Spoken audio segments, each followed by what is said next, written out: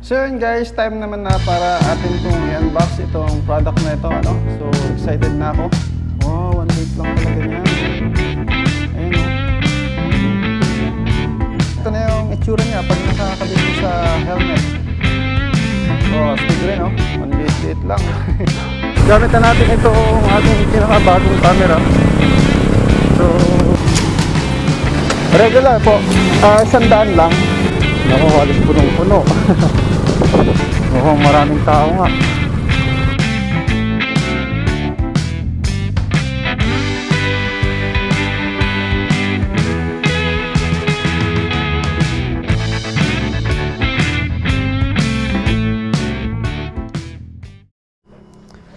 What's up guys? So yan, JB Moto, here we go again for another vlog. So in today's video guys, ay akin pong ipapakita naman sa inyo itong ating bagong makakatuwang na camera, no? Ito po yung Modopo H88 Pro, kung tawagin nila, 4K. Ayan. Nag-order po ako sa Black App, sa Black App ko lang po ito nabili kasi murang-mura lang nila tinitinda. Nasa kulang-kulang 3,000 lang, 2,800 yata ito. Kasama na po yung kanyang shipping fee. At yun, i-unbox po muna natin siya. Titignan natin kung ano-ano yung mga features niya tsaka yung mga kasama niya sa loob. Kasi meron po siyang mga gamit sa loob, yung mga accessory niya. Hindi ko nga lang alam eksakto guys kung ano yung talagang tawag dito sa mga ganitong klaseng camera. Kasi hindi po yata ito classified as action camera, no?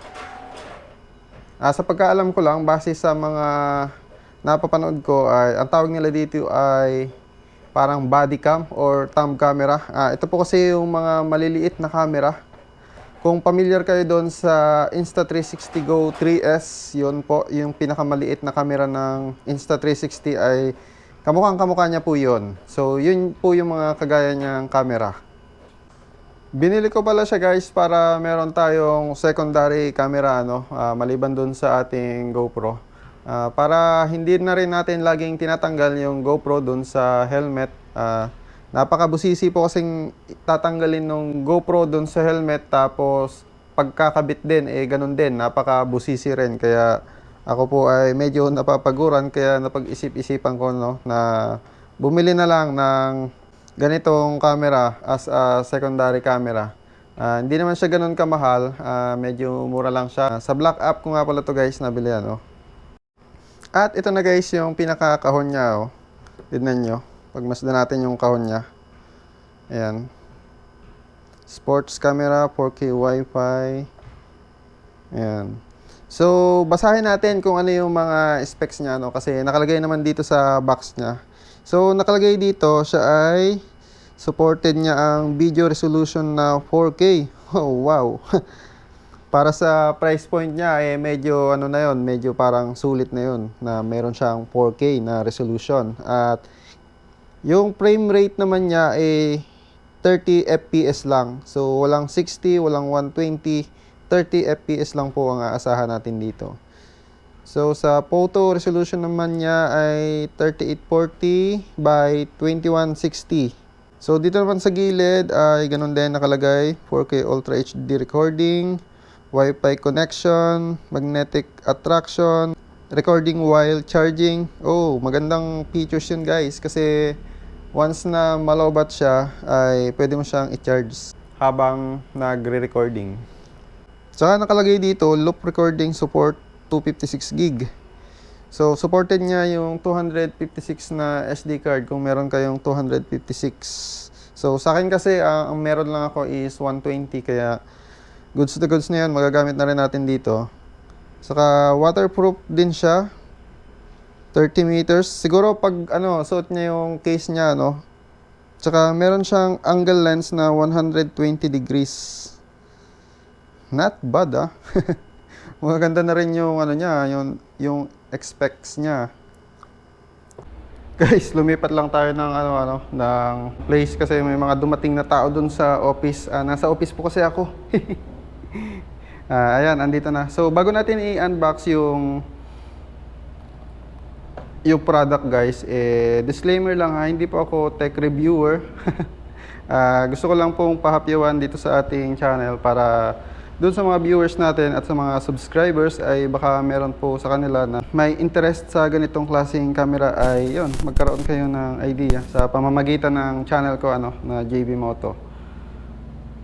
At dun sa mga aspiring na mga motovloggers, sa mga nagsisimula at naghahanap po ng mga budget na camera na kagaya nito ay panoorin nyo to guys para may idea kayo kung pwede siyang gamitin para sa pag-motovlog. Mamaya po kasi ay ilalagay po natin siya dito sa ating helmet at tetestingin po natin yung kanyang camera kung okay ba siya, kung paano siya magpe-perform dito. So hindi muna natin gagamitin yung ating GoPro. So siya na muna yung gagamitin natin na camera.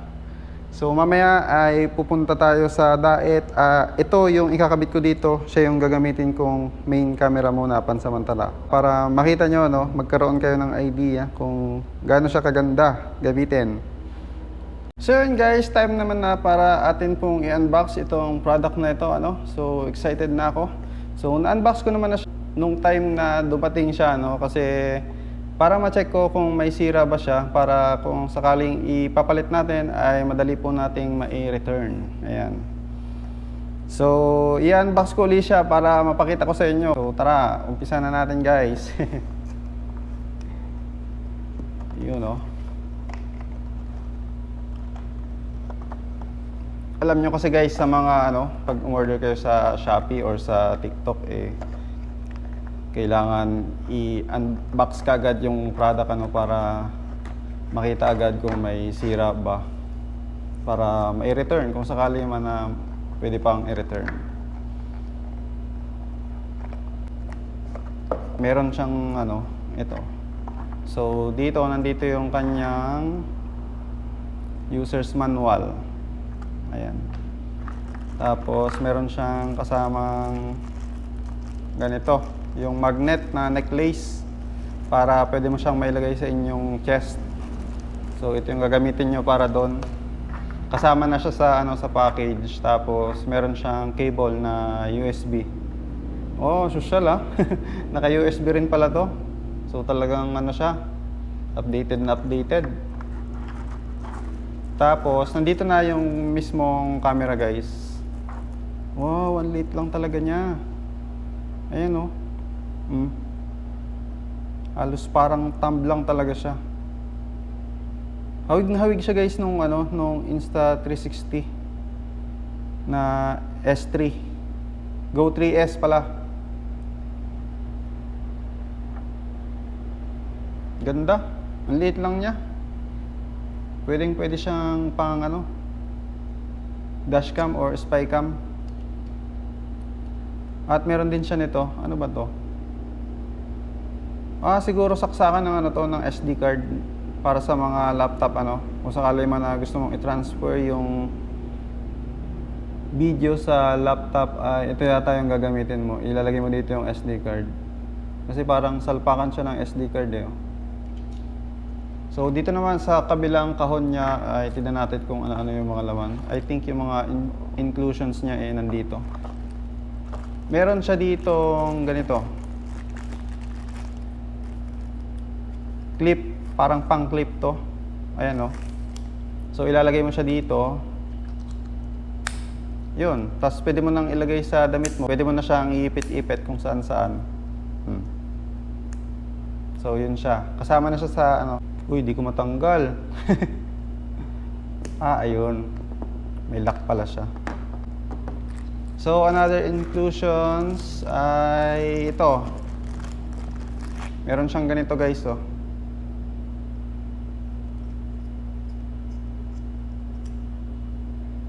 Hindi ko alam kung saan ginagamit to Pero good thing na meron siya nito. Just in case na may mapaggamitan yan, nandyan, kasama siya. At itong waterproof case. Wow, ang galing, meron siyang kasama. So hindi ka na bibili-bili ng mga ng mga accessories kasi sobrang dami niyang kasama guys. Kagaya na nga nito. Napakagandang nito guys, accessory kasi just in case na sisisid ka ng dagat magagamit mo siya. Ayan Parang submarine. Yan, ang galing. Kasama rin siya. Natutuwa ako guys. Sulit na sulit talaga yung pagkabili ko eh. So ito, may mga ganito-ganito rin. I think ito yung nilalagay sa mga tripod o sa mga monopod, ano, yung mga pang mount para magamit mo siya doon. Okay din, merong ganito. Talagang halos kompleto na guys. At ito, ito naman guys yung mga, kung sakali man na gusto mo siyang ilagay sa ano, sa end bar ng inyong motor, eh may lalagay mo siya. Ayan oh. So pwede rin talaga siguro to pang motovlog, ano, sa motor o kaya ay sa bike. Pagka yung motor mo eh merong mga bar,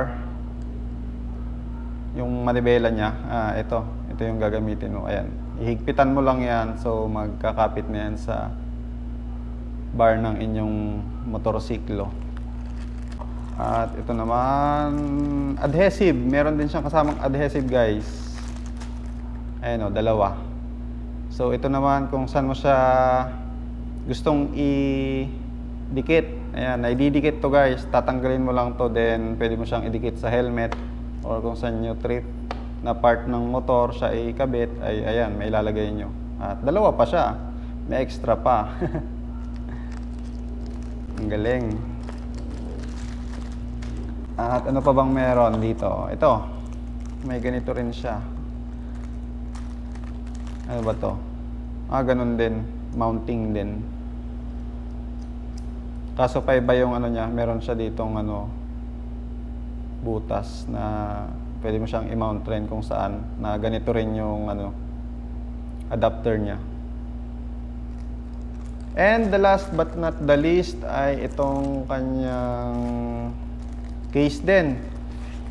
So I think ito yung gagamitin natin para malagay natin siya sa helmet, ano? Kasi ano, meron siyang ganito. Pwede mo siyang ilagay dun sa adapter ng helmet. Paano ba ilagay? Ayun. Yan. So ipapakita ko sa inyo guys yung paglalagay sa helmet So, nandito na po sa ating harapan ano, yung ating LS2 Rapid na helmet. So, ipapakita ko sa inyo kung paano natin siya maikakabit dito. So, since itong aking helmet guys ay talagang nakaset up na siya, meron na akong ganito, yung nilalagay sa kanya para mailagay mo yung mga mountings, ay ikakabit na lang natin ito. Kumbaga, yung helmet ko po kasi ay prepared na. Ginagamit ko kasi sa pag-motovlog. So, just in case naman na wala pang ganito yung helmet nyo, ay madali naman pong ma-order ito. Yung ganito. Yung, ang tawag yata dito is helmet mount para sa mga action cam. Ayan. Mura lang din naman siya. May mabibili kayo na mga nasa 200 to 300 plus lang sa online. So, tinanggal ko lang to guys. Then, ito, nakakabit na siya dun sa case niya na may ganito para maikabit mo siya dito.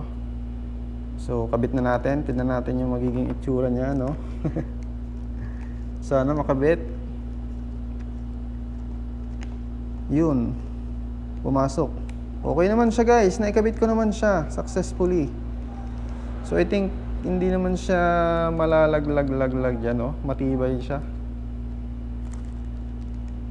Kahit maug-ug siya, hindi siya malalaglag. Safe siya dyan.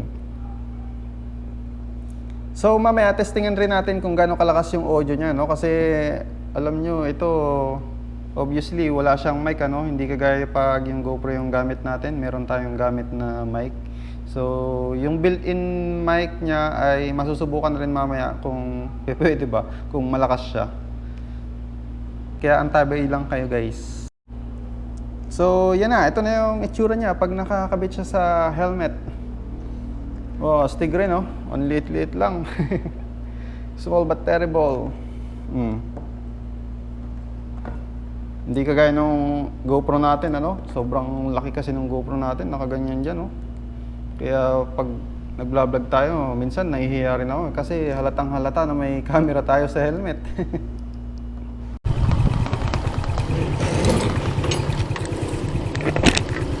So yan guys, what's up? So itong motor po yung ating gagamitin, ano, itong Suzuki Smash. So yan guys, nandito na. gamit na natin itong ating pinakabagong camera. So I think nakaset siya sa 4K 30 fps. Yun kasi yung default niya eh. Hindi ko lang alam guys kung gaano katagal yung buhay ng battery niya. Siyempre maliit na camera lang to, so understood na maliit lang yung battery niya. Basta maano pa na naka 4K siya, edi sobrang bilis mag-consume ng battery, no? Saka sana lang guys, nagre-record itong yung camera. Hindi siya kasi kagaya ng GoPro na nakikita ko guys, may ilaw siya. Dito naman, meron din siyang ilaw, kaso kailangan ko sa sa side mirror. Mamaya, ang dami kasing mga motor. Pag nag-blink siya, ibig sabihin, nagre-record siya. Ayun, nagre-record pa. Ayos. May palatandaan pa rin naman kahit pa paano na siya ay nagre-record. Ang GoPro kasi nakaharap sa akin, may screen kasi yun eh. So kahit hindi ko sa tignan sa side mirror, nakikita ko sa dito sa may harapan ko, nag-blink siya ng red ng screen niya.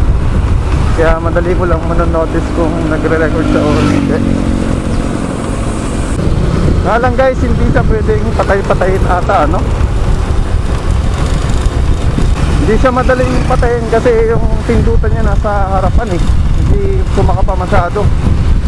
Pero may indication naman siya, nagbabibrate naman siya pag nagpa-power off siya. So yan guys, tignan nyo ng maigay kung okay lang sa inyo yung video quality At sa stabilization naman guys, ay hindi ko na inaasahan na magiging kagaya ng mga professional na action camera kagaya ng GoPro. Kasi ito guys, wala pong nabanggit na meron siyang stabilizer na features. Tapos hindi pa niya kaya mag-shoot ng 60 fps. Bali hanggang 30 lang siya, kaya hindi na ako mag-expect na sobrang gandang stabilization dito. Pero good thing meron siyang 4K na resolution. At nakalagay na rin pala yung ating SD card na 128GB. Dito. And yung audio guys, ang gamit nating microphone ang built-in niya. So check nyo rin kung okay yung audio quality niya without mic, without external mic.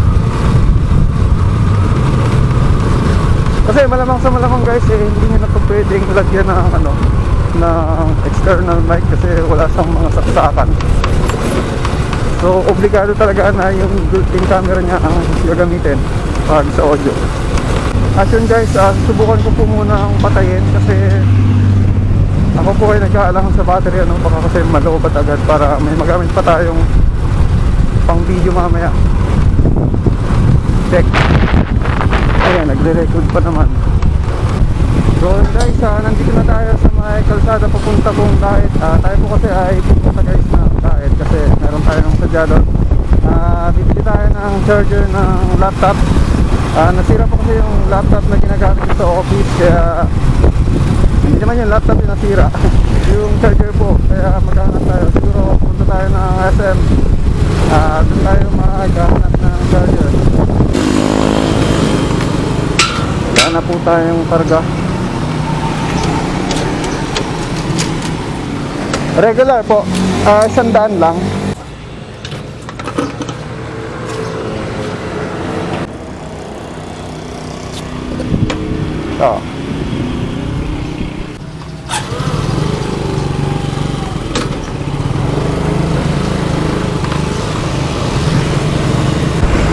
Guys, tinanggal ko muna yung aking gloves para napipindot ko ng maayos yung camera kasi hindi ko napipindot pag pinapatay ko eh.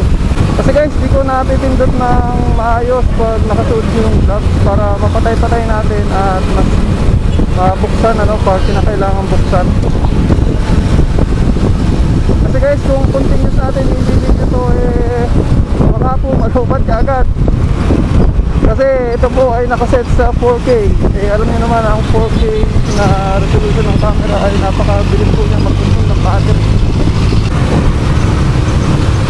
Nakatawag pa.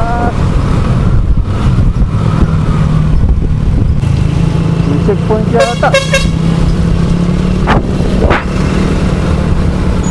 May checkpoint. Ah, meron nga. Oh my god. May lisensya naman ako dito. Meron din tayong rehistro. Hindi ko nga lang alam kung tayo ay paparahin, ano. So sana huwag na, para wala nang masyadong abala.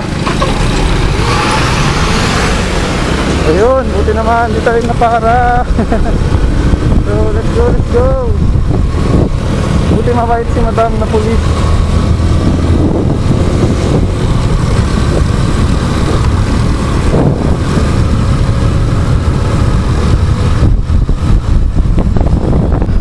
Saka yung mic, tignan ninyo kung maganda yung storage ng mic. Kung maganda yung boses niya pagka ganito, medyo mabilis yung takbo.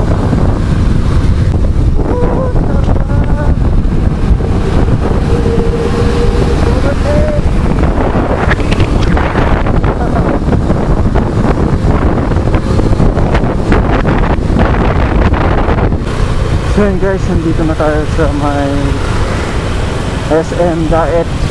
At dito po tayo bibili ng charger ng ating laptop. Ayan, yung entrance. Nandito na tayo dito guys.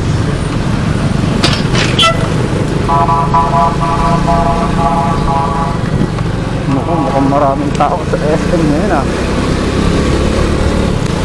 So dito tayo sa mga parking area ng motorcycle. So sana makahanap lang ako ng ng charger na bibilin ko. Ayun lang talaga yung sadya ko dito sa SM. And guys, tignan nyo yung parking area dito, napakalawak. And sa mga 4 wheels at yan naman yung sa mga motorsiklo. Naku, halos punong-puno. Mukhang maraming tao nga. Ay, bakasyon po kasi ng mga bata, kaya sinusulit nila. Saka ito na yung panahon ng pagbibilihan ng mga gamit eh. Dito na lang tayo sa dulo. Yun oh. So yun guys, andito na tayo, nakapag-park na tayo. At ngayon naman ay ilalagay natin dito sa ating dibdib itong ating camera, no? Gamit ko po kasi yung necklace na may magnet. Dumidikit siya doon. At doon natin lalagay at susubukan natin yung magiging footage. Hindi ko lang alam kung halatang may camera. Hindi ko nga lang alam guys kung halata siya kasi maliit naman siya eh. Kaso nagbe-blinking ko eh. Baka nakikita ng mga tao yung yung pagbiblink.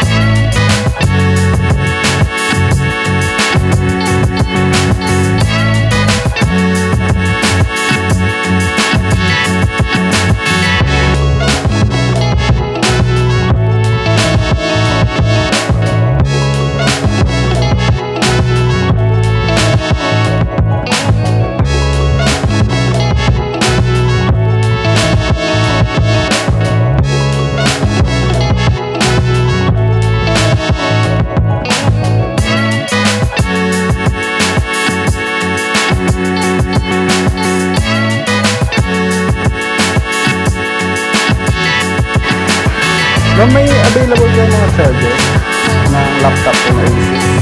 Yung walang original po, bibili nyo na po Universal.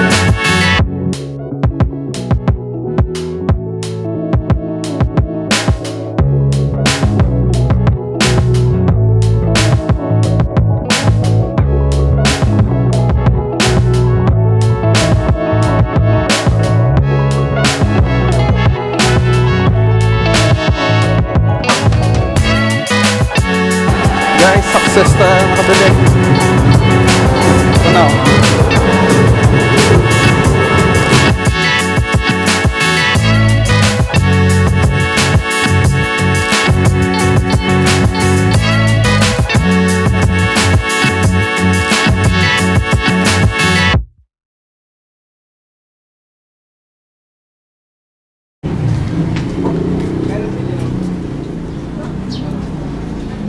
Okay, nandito na tayo sa parking lot na SM. Check natin kung nagre-record. Yeah, goods pa naman. Nagbe-blinking blue. That means nagre-record siya. So, oras natin yun guys ay 2:40 na ng hapon. So, bilis lang natin dito sa SM kasi yun lang naman yung pakay natin dito. Yung makabili ng charger ng laptop. And thanks God, meron tayong nabili. So, pauwi na rin tayo agad guys. Yun lang talaga kasi marami pa akong gagawin sa bahay. Sa office pala, sa bahay. And so, daming tao dun sa SM kanina, no? Nakita nyo naman. So, di ko lang alam kung naging okay itong kuha ng camera natin. So, sana okay naman. At medyo nahihiya-hiya pa talaga akong gamitin sa loob. Ano, kahit na ano lang siya, maliit na camera lang siya. Parang spy camera siya. Kasi alam niyo, baka napapansin ng iba na nagkukuha tayo ng video. Pero surprisingly guys, hindi siya nalobat. Nakakatuwa. Eh kanina nung papunta pa lang tayo, nakita nyo naman na tinitipid-tipid natin yung ano, yung battery niya, no? Baka kasi mahalo ba siya. Pero hanggang ngayon pag uwi ko nagagamit ko pa rin siya.